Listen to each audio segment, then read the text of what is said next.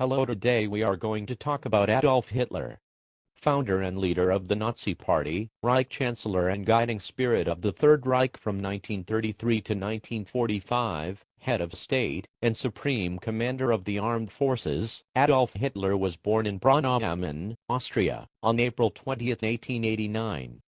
The son of a 52-year-old Austrian customs official, Alois Schickel-Gruber Hitler, and his third wife, a young peasant girl, Clara Polzel, both from the backwoods of Lower Austria, the young Hitler was a resentful, discontented child.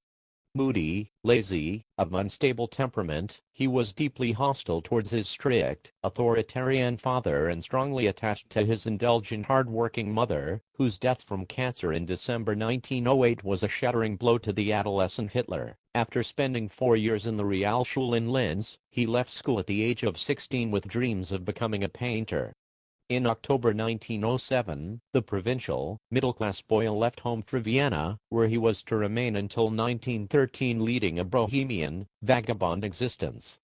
Embittered at his rejection by the Viennese Academy of Fine Arts, he was to spend 5 years of misery and woe in Vienna, as he later recalled, adopting a view of life which changed very little in the ensuing years, shaped as it was by a pathological hatred of Jews and Marxists, liberalism and the cosmopolitan Habsburg monarchy, existing from hand to mouth on occasional odd jobs, and the hawking of sketches in low taverns. The young Hitler compensated for the frustrations of a lonely bachelor's life in miserable male hostels by political harangues and cheap cafes to anyone who would listen, and indulging in grandiose dreams of a greater Germany. In Vienna he acquired his first education in politics, by studying the demagogic techniques of the popular Christian social mayor, Karl Lueger, and picked up the stereotyped, obsessive anti-Semitism with its brutal, violent sexual connotations and concern with the purity of blood that remained with him to the end of his career.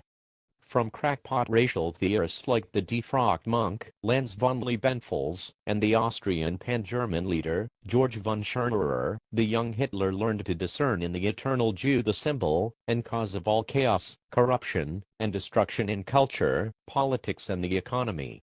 The press, prostitution, syphilis, capitalism, Marxism, democracy, and pacifism, all were so many means which the Jew exploited in his conspiracy to undermine the German nation and the purity of the creative Aryan race. In May 1913 Hitler left Vienna for Munich, and, when war broke out in August 1914, he joined the 16th Bavarian Infantry Regiment, serving as a dispatch runner. Hitler proved an able, courageous soldier, receiving the Iron Cross, First Class, for bravery, but did not rise above the rank of lance corporal. Twice wounded, he was badly gassed 4 weeks before the end of the war, and spent 3 months recuperating in a hospital in Pomerania.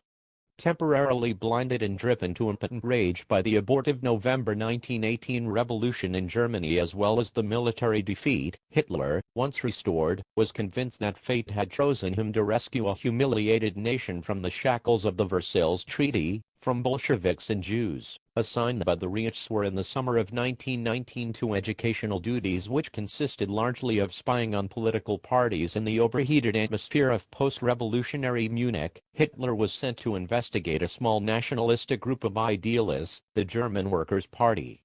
On September 16, 1919 he entered the party, which had approximately 40 members, soon changed its name to the National Socialist German Workers' Party, NSDAP, and had imposed himself as its chairman by July 1921. Hitler discovered a powerful talent for oratory as well as giving the new party its symbol, the swastika, and its greeting Heil. His hoarse, grating voice, for all the bombastic, humorless, histrionic content of his speeches, dominated audiences by dint of his tone of impassioned conviction and gift for self-dramatization. By November 1921 Hitler was recognized as Führer of a movement which had 3,000 members, and boosted his personal power by organizing strong-arm squads to keep order at his meetings and break up those of his opponents.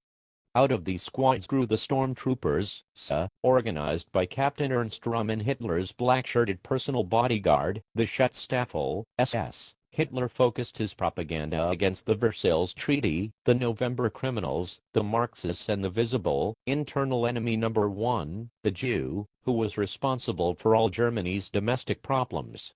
In the 25-point program of the NSDAP announced on February 24, 1920, the exclusion of the Jews from the Volk community, the myth of Aryan race supremacy and extreme nationalism were combined with socialistic ideas of profit-sharing and nationalization inspired by ideologues like Gottfried Feder.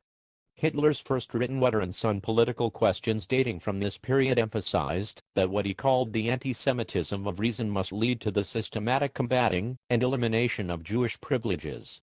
Its ultimate goal must implacably be the total removal of the Jews. Thank you, goodbye.